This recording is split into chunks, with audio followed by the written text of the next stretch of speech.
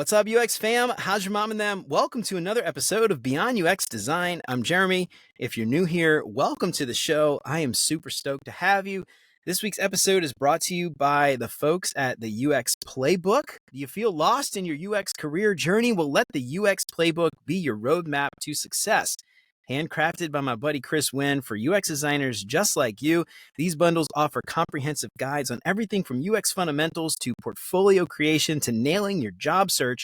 It's packed with hundreds of videos and Notion guides with real-world examples, pro tips, and exclusive bonuses. All of that makes UX Playbook your one-stop shop to elevate your UX career.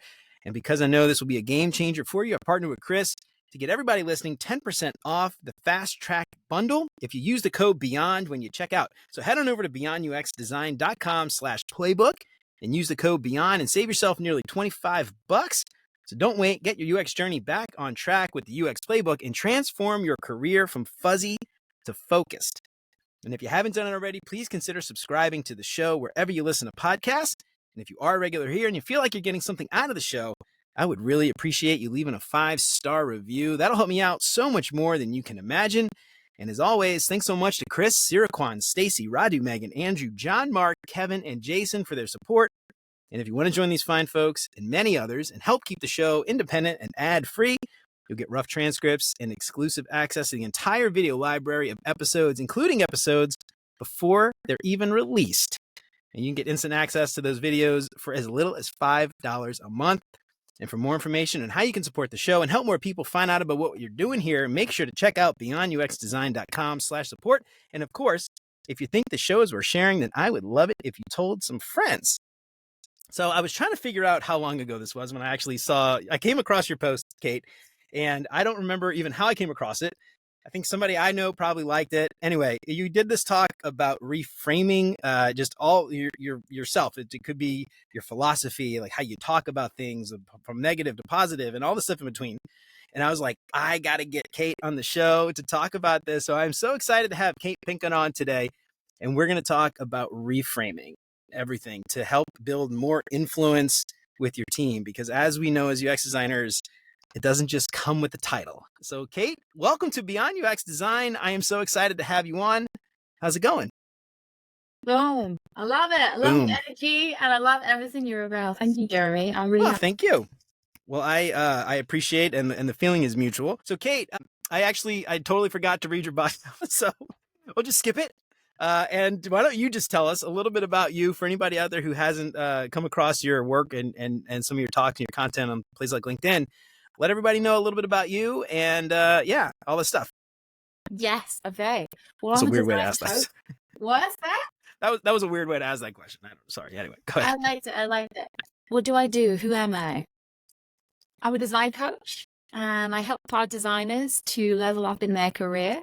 Often when you're talking with your boss or your colleagues or your peers or your people at home, they don't quite understand what's going on inside your world. Or maybe they do, but they don't understand your jargon. Or maybe they understand your jargon, but they're at a different level to you. Or maybe they've never been where you've been before. So having kind of like a sounding board and someone that can help you by making space for you to talk about what's on your mind and having you at the center of the agenda rather than, oh yeah, this one time when I had the same situation, and then they go off and they get really excited and they just start talking about themselves. And you're like, that's really nice, but actually I thought we were talking about me. So when you're a coach, you can talk about yourself the whole time. It's amazing. I love it. I do. And then the other part of what I do is I'm a design manager. I'm working in an AI startup called Clio, and I've been there about 10 months now. And so, yeah, a couple of months ago, like I said, I came across your talk that you did. I can't even remember. Design FAO. Is that how you say that? Is that right? Yeah, Design FAO. I wasn't familiar with the organization, but I assumed there was a conference going on, and you were one of the speakers, and you posted this talk, and I thought, oh my God, this is exactly the kind of stuff that I need my audience to hear about reframing and building influence through how you speak about your ideas and yourself and all these other things. So let's talk a little bit about this idea of reframing. For those who, I think people kind of have a sense for what reframing means. You had a very specific kind of definition in your talk. So help us understand a little bit, what does reframing mean? And when you say reframing, what are you talking about? Yeah. I think it's quite useful to think about a physical frame. So we often view the world through our either phone camera, we look through the world. And you know that we were talking about this before we came online. The camera can look at a really tidy part of your background, and then Yep. the frame can move totally bit over to the left, and it can show a whole lot of mess, right? So the That's right. frame is the crop. This is the part of the story that we choose to focus on. And it doesn't mean that everything else behind that's out of frame is not real. It doesn't mean that it's not there. It just means that you're placing your energy and your intention on one part of that frame. And it's the same with our mindset and our thoughts. So we can choose to focus on positive aspects of a story or negative. We can choose to focus on the bit that we can control or the bit that's out of our control. And that choice is what I would call the reframe. I love that. Yeah. And it's interesting too, because like I think and you mentioned this just now, and I think you mentioned this in your talk too. It's like reframing, not just, I think when people think about reframing, they think about reframing your mindset. But it's about like, reframing your perspective. I think you mentioned, and we had a chat not long ago, you mentioned like this philosophical reframe. Like maybe I'm very progressive or conservative or something. And that's just how I think. And then you have conversations with other people and you start to kind of change that idea in your head. Well, like, well, what if I thought about this from this perspective? Or, I believe this is the case, but if I were in this position, how would I feel about that thing? And like kind of, because the interesting thing too, because as UX designers, obviously we talk about empathy all the time, and we talk about empathy for users more than anything else. But what I love about your talk and what you're pushing, and I think as a coach, this makes a lot of sense, to influence your team and to get those other people outside of the UX work to understand what you're trying to do. You have to think like them. And that idea of empathy for your team and the empathy for your stakeholders, product managers, God forbid UX designers have empathy for product managers. But that's kind of the idea. Is that accurate? That's kind of when I think in my head, and I'm saying all this because I'm trying to make sure I understand it. Yeah. Is that accurate? Is that kind of what you're thinking about when you think about reframing? Yeah, you've put your finger on a great point here, Jeremy, which is that your reframe can be temporary. You can reframe the way you look at the world for a couple of minutes. Or you can do it for a couple of hours, or you can do it for years. It doesn't have to be something that's permanent. So you could spend 5 minutes just rethinking from a different perspective, as you said, from somebody perhaps who's in a different discipline to you, somebody who has a different level of ability to you, or skill set, or experience. Totally. Yeah, right, exactly. So this is the thing I wanted to talk about. The other thing is, like, obviously I understand what reframing is, but then as a UX designer, I think your idea is we're trying to figure out, how do we build influence, right? We can't just go in and we hear a lot about storytelling and how explain the why and things like that. And I kind of feel like a lot of this is all connected. From your perspective, if you're coaching UX designers, when are you trying to get them to think about this idea of like reframing? Because it's funny, it's interesting you mentioned it could be temporary. I could do it in a conversation and then stop, or months, or while I'm doing a project or my role, whatever. When would you advise your coaching team, or when you're coaching your team, to reframe? How does that work? Like, when do I know I need to reframe, I guess is really what I'm getting at. Yeah. Well, maybe before I answer that, I'll just start by saying that my philosophy in life is that we should design our worlds inside out. So we should start with ourselves, and then it kind of ripples out to the people closest to us, and then it ripples out to the world. But we have to start with ourselves. So whenever we notice that we want to reframe to fix someone else, we know that we're in the wrong place, because I believe we have to start with ourselves. So it could be that you start with your own to-do list in the morning, and you think about maybe you're coming from a mindset of, I don't have enough time, I don't have enough energy, I don't have enough competency, I don't have enough knowledge. And then you might give yourself a bit of compassion and say, actually, okay, let's reframe this. Let's imagine that I have everything I need today. Let's start from that place. How will I prioritize it? Let's imagine that I'm fully competent. And that might be something you do in the morning. And then you might do some reframing again when you come to talk with your team. And you might be reframing about a team project. And instead of talking about all the things that they have to do and all the things that are going wrong and the blockers, you're just going to focus, what is it that I have personal responsibility for? What is it I can contribute? Not what I can't or what I don't have time for. What is the thing that I think is realistic? Mhm. And focusing on that might be something that you do in a kind of a status update or like a weekly stand-up.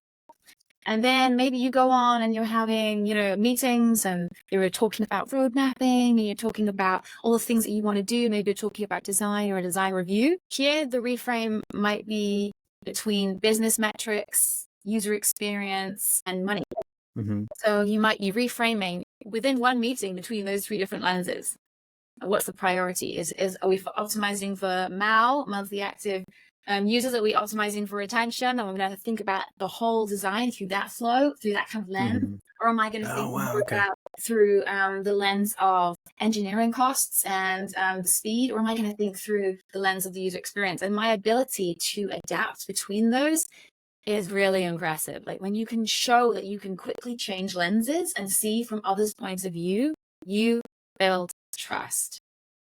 So it's Yeah. not just the ability to empathize, quote unquote, with others, because everyone can do that, if they have enough time. What's impressive with your colleagues is your ability to flex between those, adapt. Yeah. That sets you apart, and that's what gives you credibility and makes people want to follow you versus someone else. Yeah. So in your talk, I'm going to link to your talk. I keep talking about your talk, and it's weird because I'm sure a lot of people haven't listened to it just yet, but I'm going to link to it in the show notes. So please go watch it. But one of the things in your talk that I loved was you mocked up like a Google translator, right? With UX language, UX speak, right? And then how do you translate this to engineering and product and stakeholders or executives or whatever it was? And what you showed, and I think this was brilliant, and you even showed some side-by-side examples, like what UX designers are saying and what product managers are saying or engineers are saying. And you're like, this is what we say, and this is what they say, and we're saying the same thing, but we're using completely different language to say the same thing. And I wonder if you could just talk a little bit about that. You don't have to give specific examples, but that idea of like translating, depending on who you're talking to and understanding your audience and reframing your language around that to really resonate with that particular audience. Yeah, absolutely. So if you were talking to, I'll use the example of seniority. If you're talking to a super junior person, then you know that you're going to have to be really specific with exactly what you want them to do because they don't have a lot of experience to lean into. They don't have lots of memory files that they can go back to a reference. They've got maybe one or two stories where they've tried something. So you're going to say, I would like you to mock up a list. I want you to look very similar to a Apple apps to-do list. And I want it to have these colors and blah, blah, blah. Whereas as you go up the food chain, as you go up seniority, you're going to go abstract. And you're going to say exactly the same thing. I do want this to-do list. You're going to come to the senior person and you're going to talk about how it's going to save them time and money. Not the details of what you're going to do and how you're going to do it and why you're going to do it. You're going to just say, instead of saying, I want you to do this that looks like Apple or you may say, we're building a to-do list so that this gets done by tomorrow, 5 p.m. That's all they want to know. Great, thank you so much. You're a genius. I'm so happy because you've been a plate lister then, right? You've taken something off their plate. If you go to senior people and you give them a plate, you give them something to do, you give them a question, they ain't going to be happy. So it's about changing audience in this example.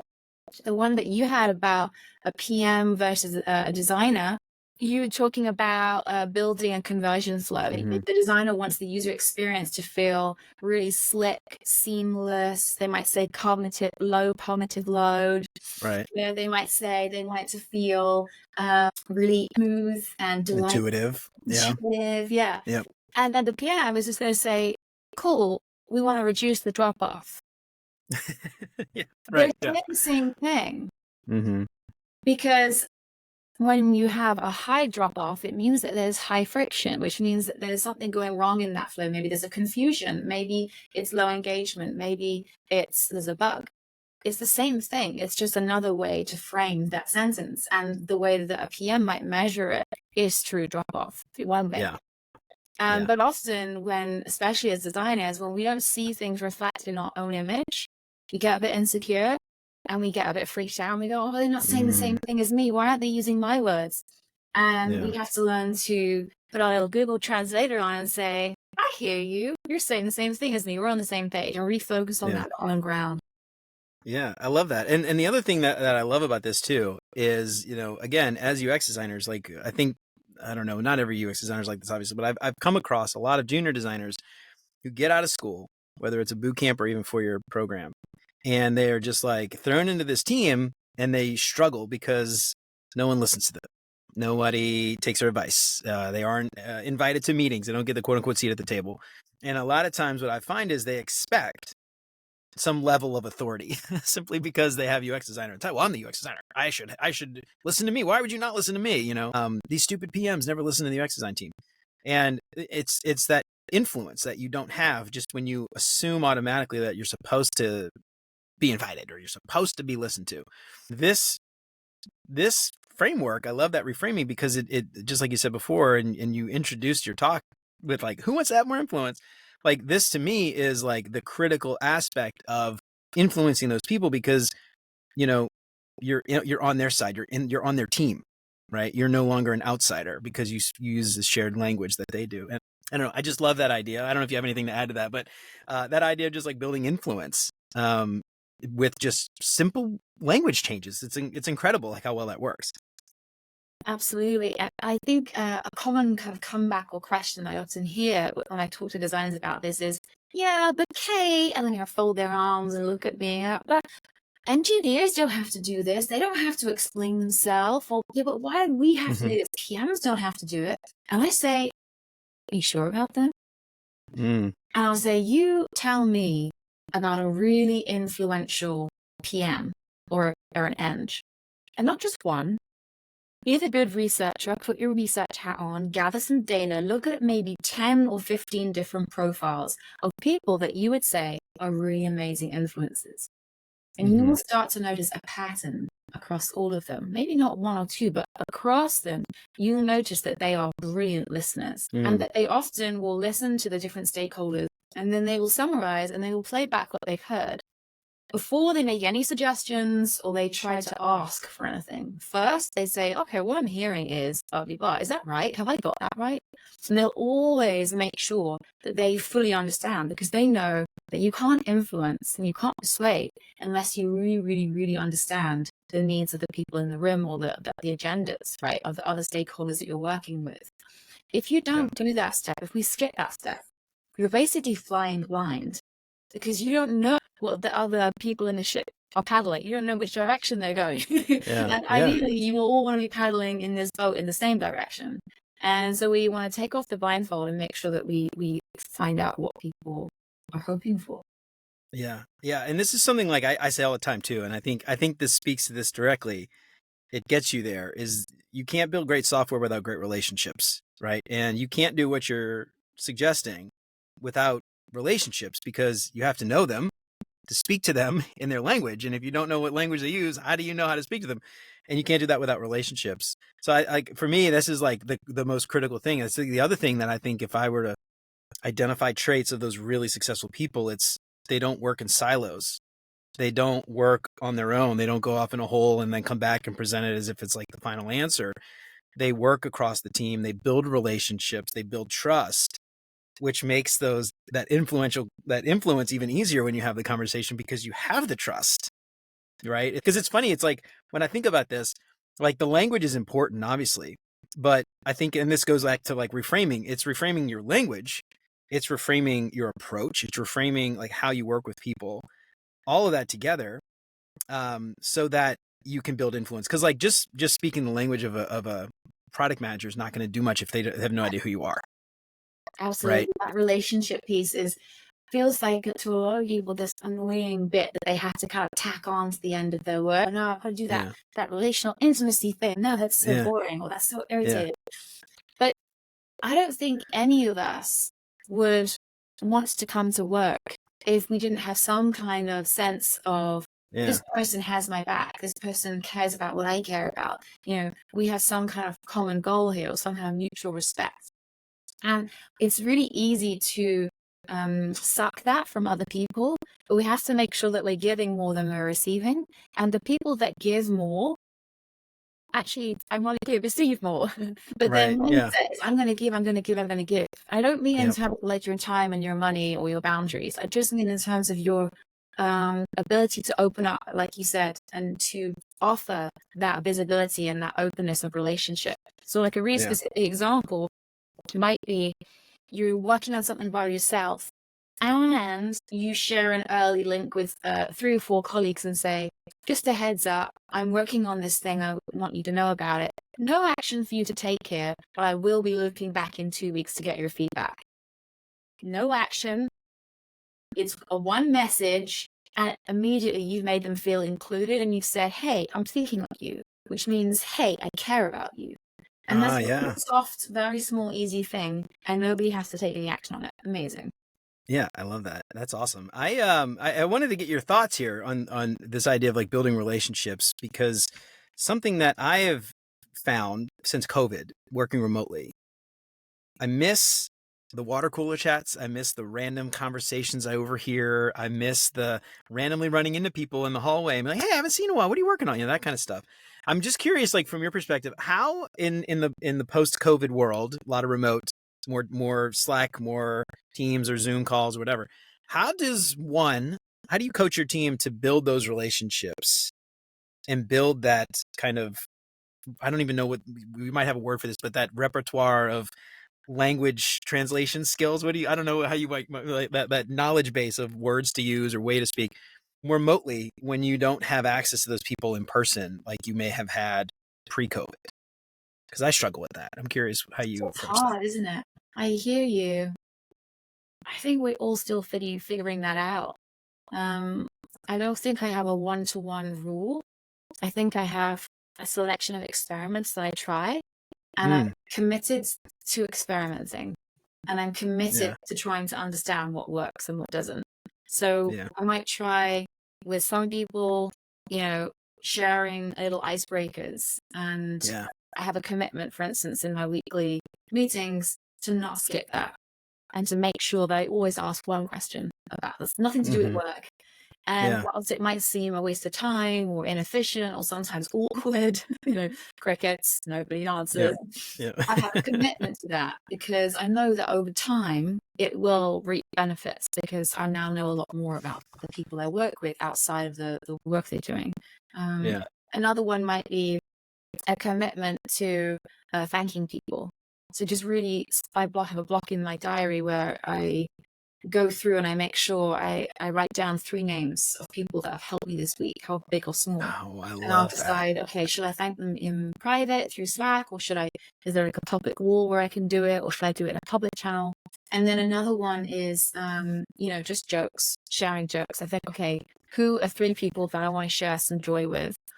So I'll it's quite proactive, as I said, it's quite a commitment. Like in my day to day, I don't like sit around all day on the internet, looking at memes. That's just not, that's not me. So I need to then say, okay, I want to go out and I want to share something funny. So what do I find funny? And I'll find 3 or 4 links. And again, I'll choose who are those people that I want to share that bit of joy with. Maybe I think they need a boost. Maybe I think I just haven't spoken to them in a while. And again, it's that I'm thinking of you. I care about you. It sounds forced, but I just think to me, it's about living with intention. And it's not having that real alignment between who I want to be and what I do. And when we get further and further away from who we want to be and our actions, that's when I think we suffer and we get anxious and we feel a lot of pain.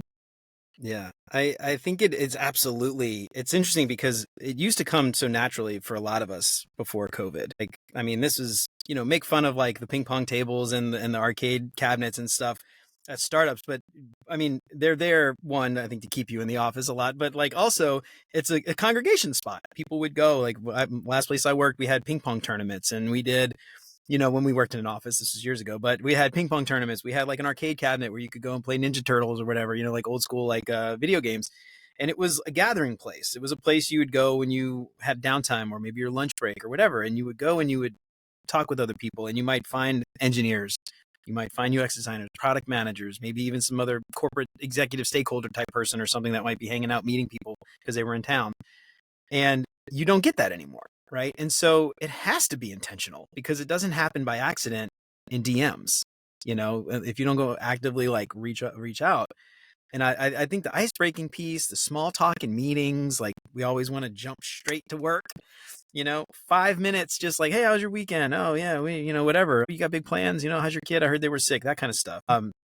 Like that kind of stuff. It doesn't come unless you do it, because if you just get comfortable and never reach out, you're never going to see people and talk to people. And the other thing too that I think is interesting is that like adds visibility for you, because as a remote person, you could just sit in a meetings, turn your camera off, no one ever sees you, and out of sight, out of mind. So like promotions or raises or anything, and this is for better or worse, but I think this is human nature.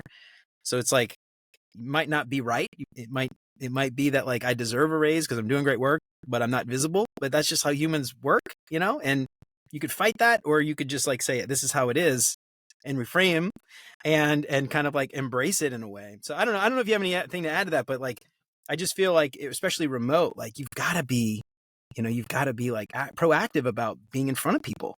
Otherwise you sort of get lost in the vacuum of remote work. I don't know. Yeah. I'm trying to think of like an analogy. It didn't make sense. I think you're right. I think the way that I think about what you're saying is branding.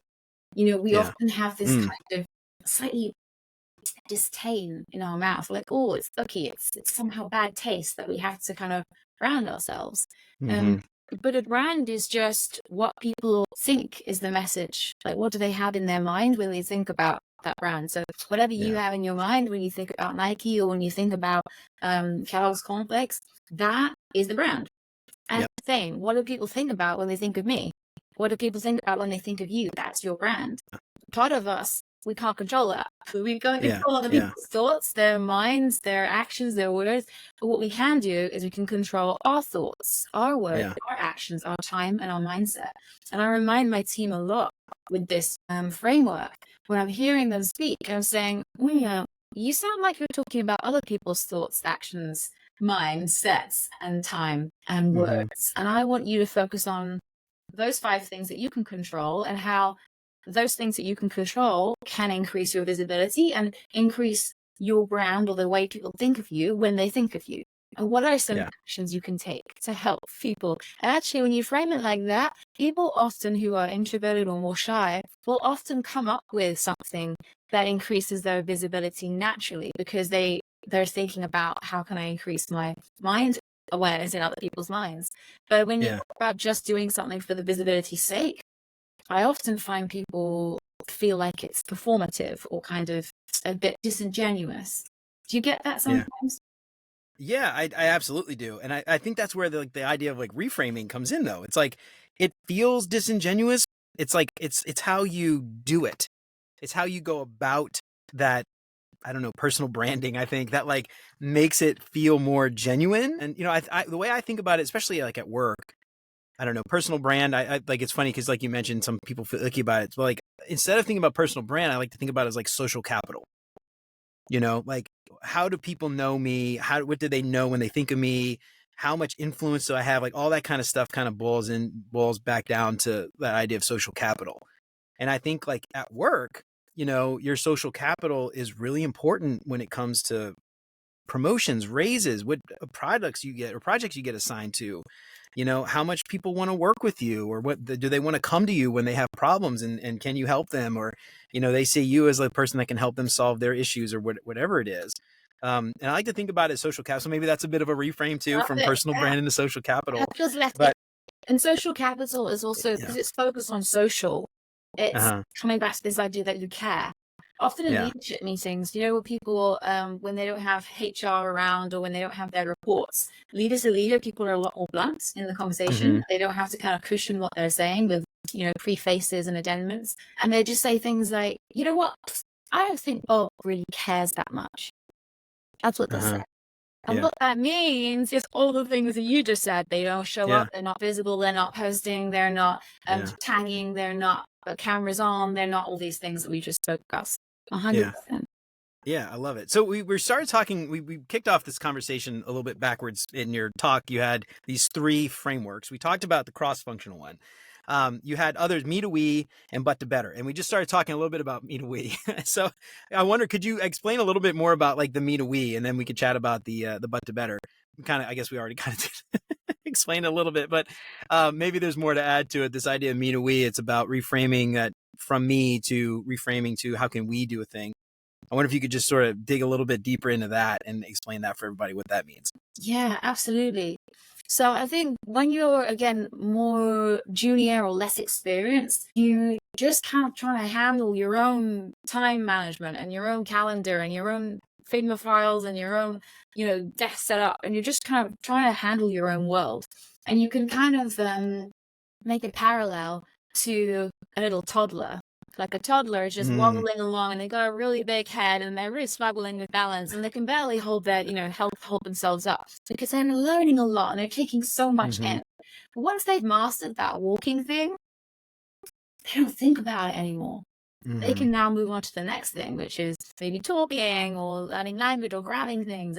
And so it's the same with our career. Once we've got our own little worlds kind of buttoned up and we are quite self-sufficient, then we can start moving into other people's worlds. And we call this like the multiplier effect. So one of the big differences between a senior and a staff member, or, kind of like a midweight and a lead, is that you're no longer just providing value one-to-one, just you to your boss or you to your team. You're actually able to multiply. So you're able to expand and scale your impact. You're able to do things that help many people. And you're not just framing the work in terms of how it's going to help me in my career or my project. You're framing it in terms of how it's going to help this whole org or this whole team or this whole roadmap or the whole company. And now you're expanding your view a bit wider and you're having a more broad perspective. And that shows emotional maturity, but also a design maturity. Yeah, absolutely. Yeah. And the other thing too, that's me to we is, again, I think about like this idea of, embracing your team and this idea of empathy for your team and thinking about like more than just like me. It's, this idea, I think all these are kind of interrelated, but reframing your language, reframing the we, like what does we mean, and explaining things. And I think about, this idea of like in-group and out-group bias. And I think a lot of times UX designers, product managers fall into this like us versus them. They're in my out group. Like they're not like us. They're totally different.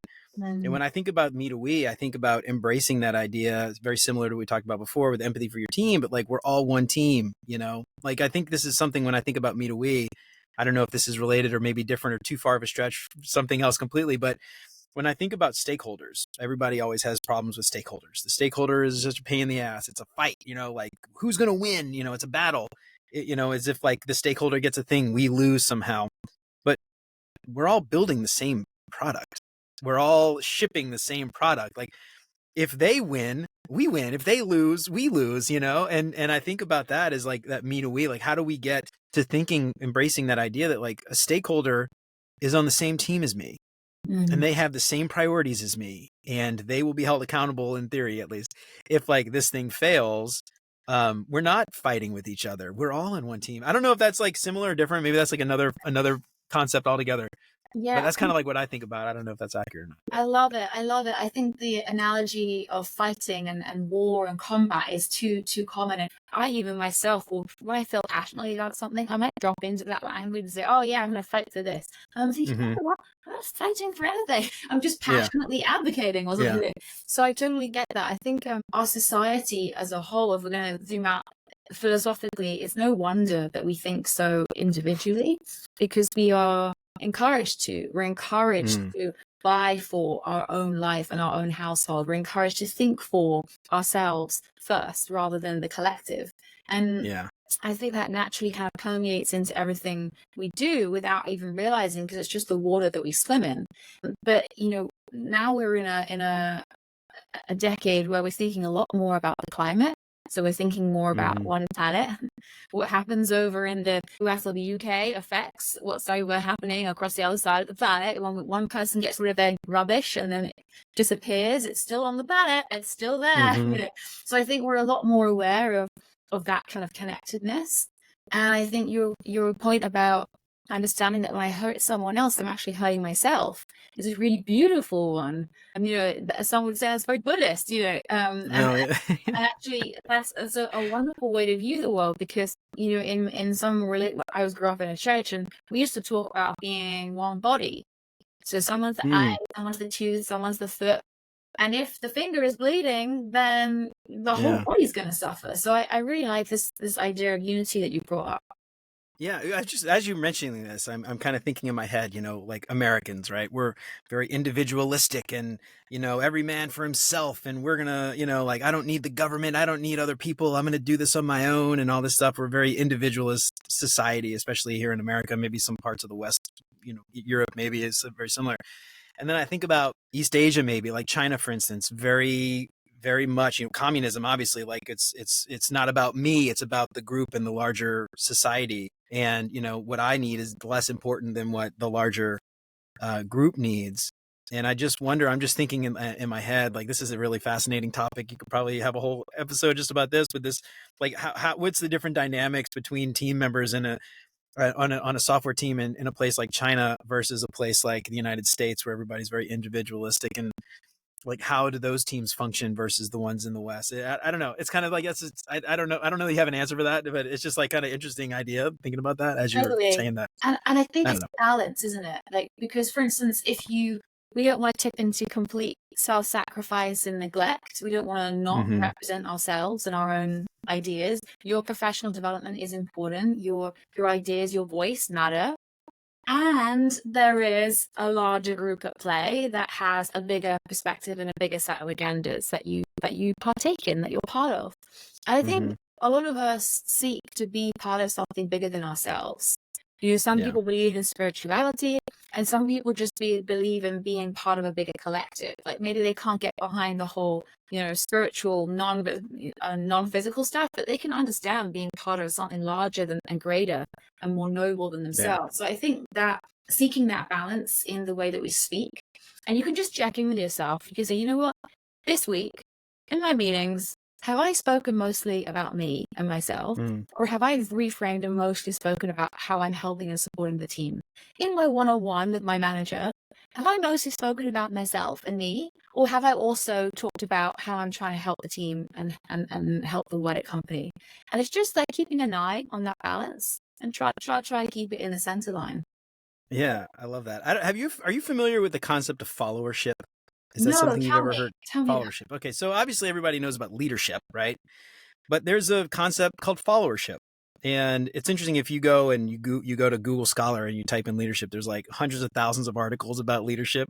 And if you type in followership, it's like 20,000 or 15,000. It's like a tiny fraction of the amount of scholarly articles that have been written about followership. But it's I interviewed Dr. David Leitner months ago, and he promotes this idea of followership. If you're not familiar with him, you should definitely go check his work out. But it's the idea that, as a team member, I am following something. You've got leaders. Leaders don't do the work generally. They have their followers are the ones who execute.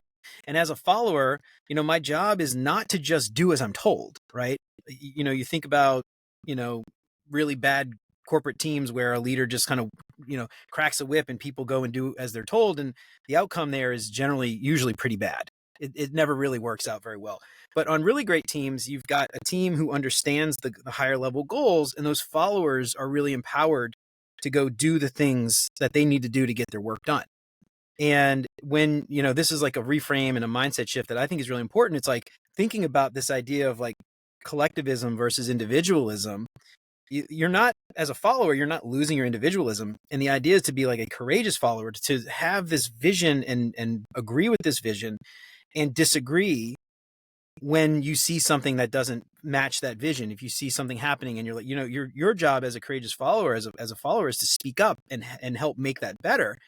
But at the same time, there's a level of followership that requires you to go with the group when you can't get your agenda met or disagree but commit. Like, I don't think this is the right approach, but I'm going to do what's best for the team because that's what everyone else agreed to, instead of just constantly fighting them, which I think is that me to we, fighting them constantly. I'm like, this was such a stupid idea. You guys I can't wait to tell you, I told you so.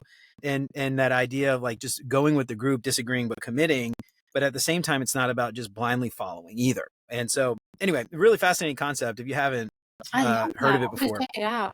It sounds powerful because it sounds reactive. There's you mentioned like this follower can be a bit passive, and I think if we think back, to LinkedIn and kind of the design industry on LinkedIn, I do see a lot of people kind of having this, well, it's not going the way I wanted, and I'm not having the influence I wanted, so I'm going to be passive. I'm just going to do what I'm told. I'm just going to switch off and check out. I don't have the energy. And I get that. Like, I've been there myself, when you feel like you don't have the energy. I think once you've recuperated and recovered and you've got a bit of energy back, there is a balance. There is a personal responsibility that we can take to, as you said, voice our opinion, to participate, to contribute, to focus on what we can control, even if that's a very small part of the conversation. Showing up and voicing that does make a difference.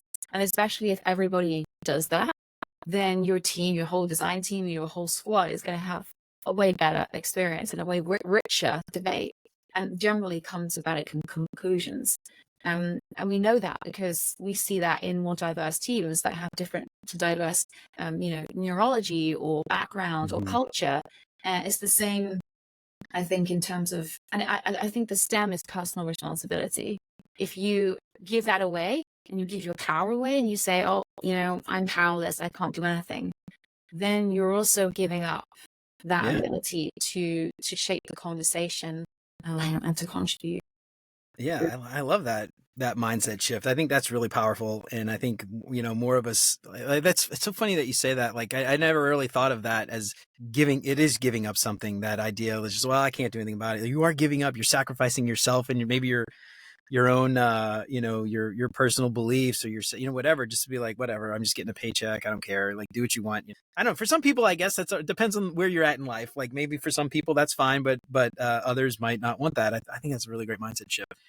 All right, I want to talk a little bit about this last framework tool that you talked about in your talk, which was the but to better. Can you explain that one a little bit? I love this one. This is maybe one of my favorite ones. Tell me a little bit about that. Often when I am listening to people's ideas, my natural reaction is to focus on the bit that they missed, like to fill in the gap. And that's because my brain is, I look for patterns and I fill in the gap. But that's okay in my head. But the way that it can come out is I'm constantly criticized. Oh, you did that wrong. Oh, there's a problem. And that's not very nice to hear. It's hard. Receiving criticism from anyone is hard. But if you're receiving a lot of criticism, especially high volume or from someone that's quite senior, or from someone that you really, really want to please and you feel like you're disappointing them, it can be heavy. And everybody has different tolerances. Some people receive it really well and they're quite resilient and quite tough, and some people are more sensitive and it affects them more. So a way that we can make sure that we put our great observation, our great point across, is just reframing the way that we share that. And instead of immediately sharing the but you missed this, but this isn't working, you just pause, and in your mouth and your head just goes re-scramble. How can I reframe this? How can I say the same thing, but from a place where I am stretching them, guiding them, pushing them, elevating them to aspire to something better? So you can do that. I accept you as you are. This can happen. Yeah, totally. And what would make it stronger is if you included this element. And literally, it's additive. I can't even say that word. It's building upon what someone said, and it's acknowledging that we all want to be better. We all want to grow. We all want to thrive. We all want to become better versions of ourselves. And I think speaking in that lens is a little bit more inspiring than, you've missed that. You're rubbish. You're shit. You're, whatever it is. It just feels like we're making them small rather than seeing, hey, you have potential. You could be even better. Yeah. I love that. And the reason why I like this one so much is I really believe in this sort of maybe sister reframe, which is yes and, which I don't know if you're familiar with improv, but that idea of yes and, which is an improv thing, right? You never say no, you always like yes and, And the thing that I think I'd love to get your thoughts on this, but the thing that I hear people always complain about, and I've seen so many people on LinkedIn say like yes and is such a stupid thing to tell people. You can't say yes to everything. You can't just roll over. You can't just take whatever you do. Sometimes people are just wrong. And I call those people no butters. But they always say, no. And then they, but we can't do that. And this idea of yes and, it's not about It's not about just saying yes. It's about figuring out how to get to yes. It's about figuring out what in your suggestion was valid and how can we make that work, even if the idea itself wasn't necessarily a great idea, instead of just being like, no, we can't do that. No, that's a stupid idea. It's all right. I hear what you're saying. Okay, cool. What if we could try this? And it's like that additive thing, like you're talking about, and kind of adding on to it to get to a place where everyone's happy, and I don't know, I'm curious if you've ever thought about this reframe, but I love the idea of the yes and concept, and trying to apply that to software, because it's so hard to get people to agree generally.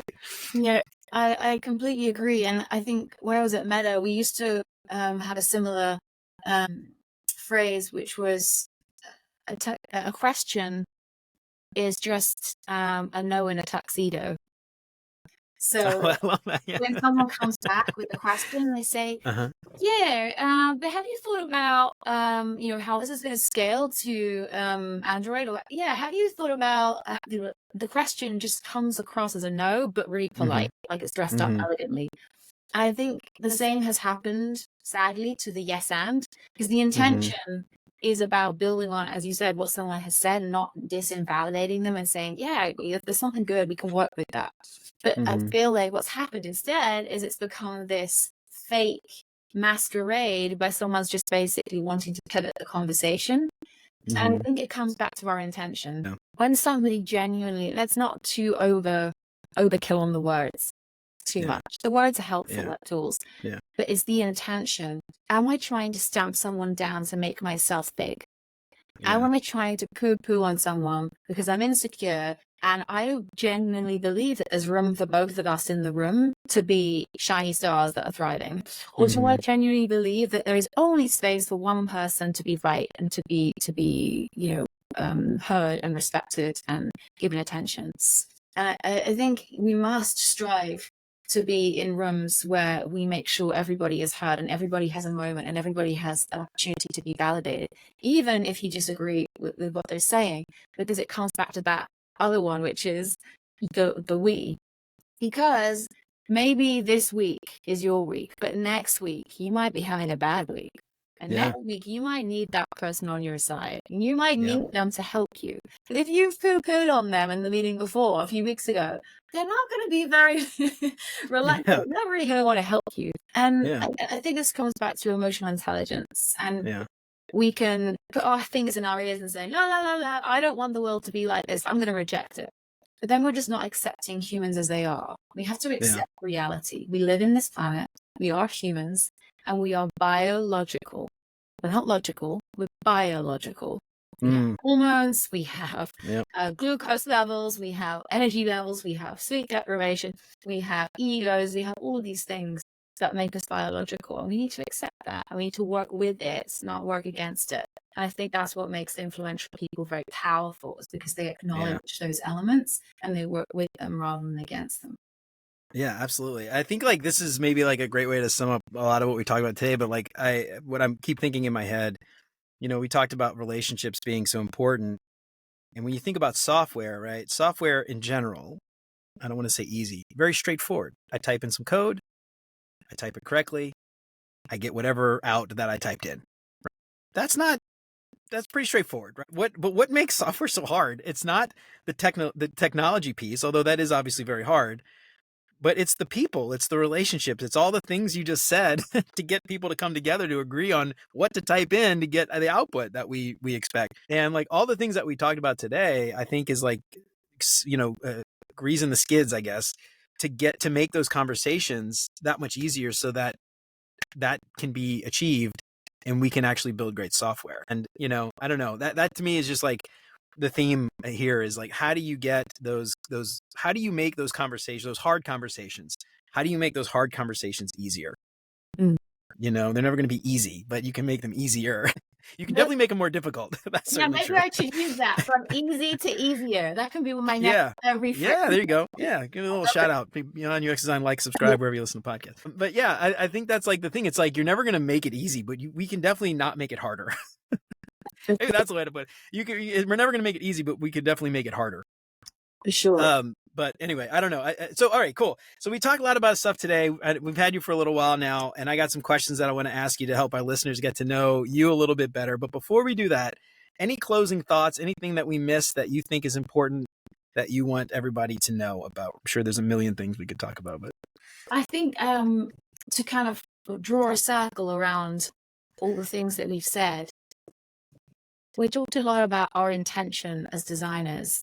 If we come back to the word design, the word design is to execute on an intention. That's what a design is. And so whilst we are designing with intention software, we also want to design our team dynamics and our relationships and our work-life balance with intention. So I think that's where all of this is coming from.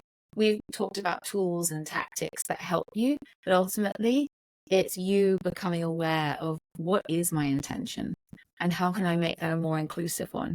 How can I make that a more broad, welcoming one rather than a divisive one? I love that. Real quick, last time we talked a couple months ago, you mentioned you were working on a worksheet. We can cut this if it's not ready. Is that worksheet available? Can we post that? Will it maybe here we can maybe do this when the episode release? I can give you a deadline so that you have a worksheet ready if you want. I love that. Do you want to talk? We could cut this in. Do you want to talk about the worksheet? Promote that. So when you don't have a coach and you just want to do a bit of reflection by yourself, there is a FigJam or Miro, and you just drop into the worksheet and you start thinking about, here's 3 examples of when I could use these tools. How am I going to apply them? Because there's a difference between talking versus actually doing and learning. In reality prototyping, for my coaching program, I'm all about getting people to do and to experiment. So I have given you 3 types of reframes in the worksheet, and you can literally go away, write an example, write yourself an experiment, have a go in the week doing it, and then come back to yourself and reflect how it went. And did it serve you or did it not? Did it go well or did it not? And then you can just keep trying and iterating like you would in a software. I love that idea of reality, like prototyping your reality and testing and iterating and improving and all that. I love that. That's really smart. All right, so we'll include that in the show notes, and I'll cut this part. If for some reason, Kate, you don't have that ready, we can just cut that whole part out. So, I love the deadline and then make it ready.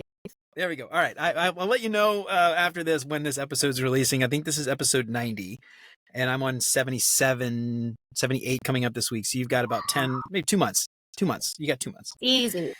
Easy. All right. Easy. All right, cool. All right, Kate. So I've got some questions that I like to ask all of my guests to help my listeners get to know our guests a little bit better. Do you have some time to stick around and answer these ridiculously silly questions so everyone can get to know you? I love silliness. Goofy is my middle name. Let's do it. Right on. Well, these aren't, I guess I said silly. These aren't really that silly. All right. What is your favorite non-design book? Well, it's a kid's book. And it's one that taught me resilience. I have it here. It's called We're Going on a Bear Hunt. Oh my God, my kids love that book. Yeah. And I literally, every time I have a problem in the week, I think of this and I go, we can't go around it. We can't go through it. We got to go through it. Yeah. You know what's funny? I read that kid, my book, and my son, he's 8 years old, and he's like, why do they go through the snowstorm? Like, he's like, why don't they just go home? He's like, that's not safe. That dad, those kids are going to get hurt. That's not, my kid is hilarious. He's very yeah. He's a no butter. He's going to be a no butter. I can tell. I'm trying to break him of that early. All right. That's a great book. Do you have kids? I guess I assume you have kids. No, I don't. But you don't? Okay. It's from when I was a kid. So this is a very. Oh yeah, it is an old book. Yeah, it is an old book. Yeah, my kid, he's just like, why are they doing that? The bears shade, like it's so dangerous. That dad is not safe. And he's gonna be he's gonna be a helicopter parent if he ever has kids. Like, all right, what is your favorite? Sorry, say it again. Shout out to anyone that isn't a parent, but like reading kids' books really does change. Oh, they're great. Life. Yes, there's like a really great. Yeah, there's a really great book.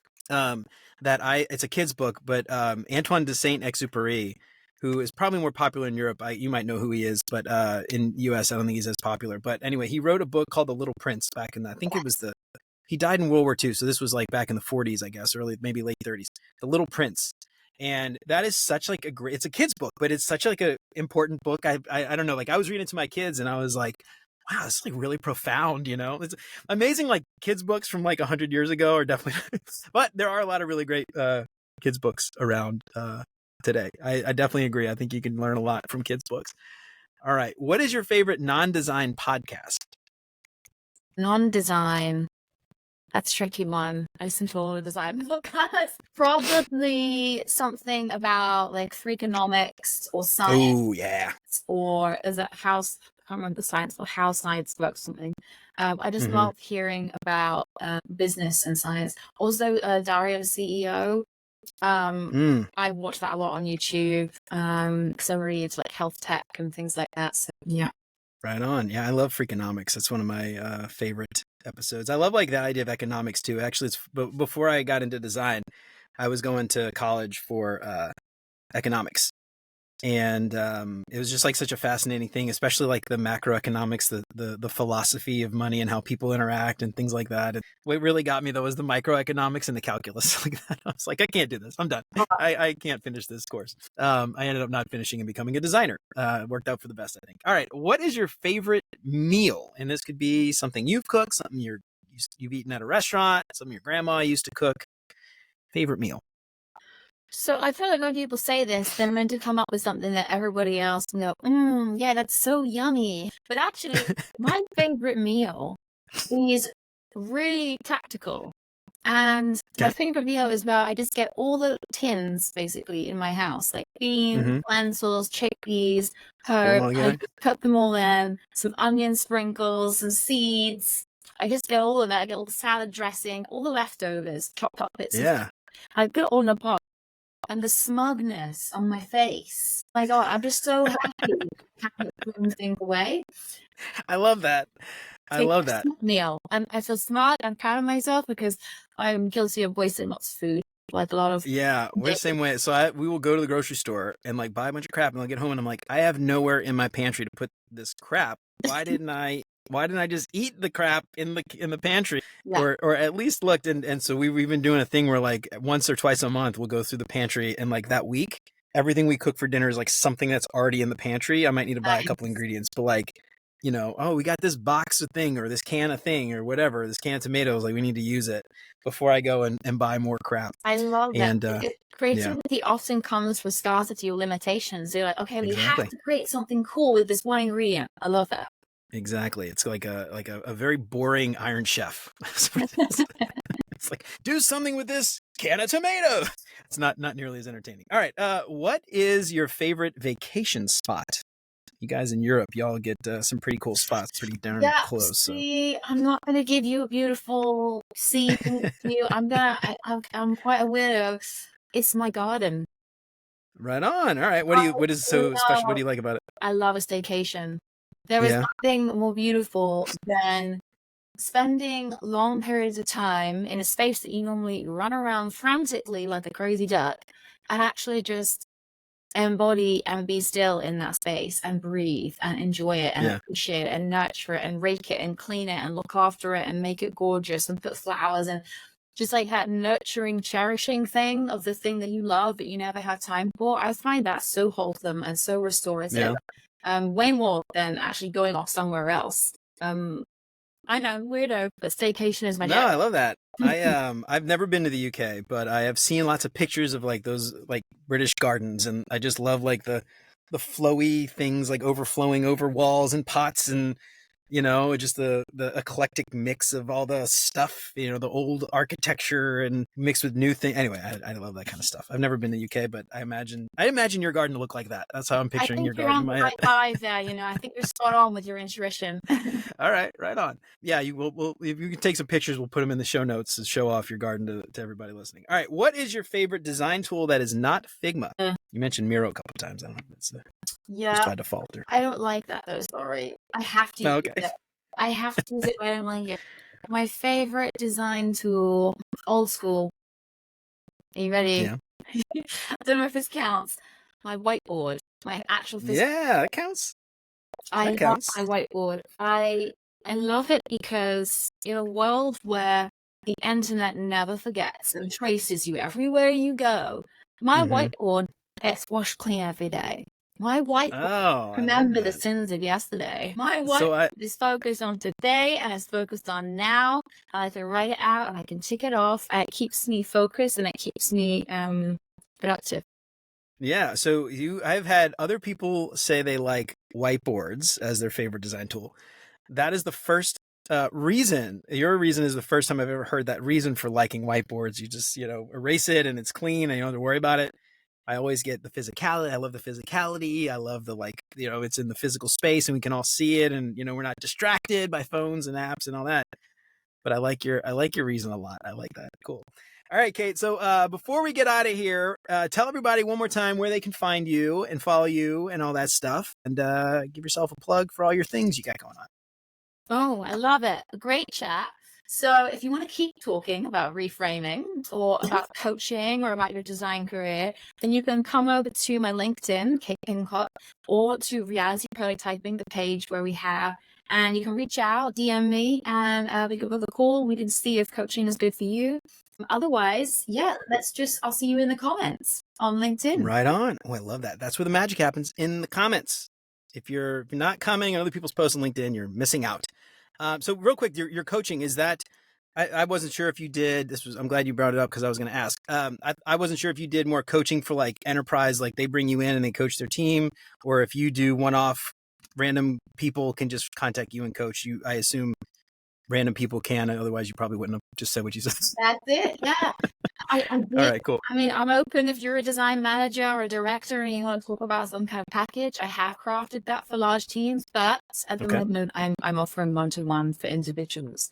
And specifically, growth hungry. So don't contact me if you haven't done your research. I'm interested in hungry, fired up hustlers. I'm not interested in on the fence maybe people. I want people that are hungry to grow, and I'm your woman. Right on. I love it. All right. We will include all that stuff in the show notes.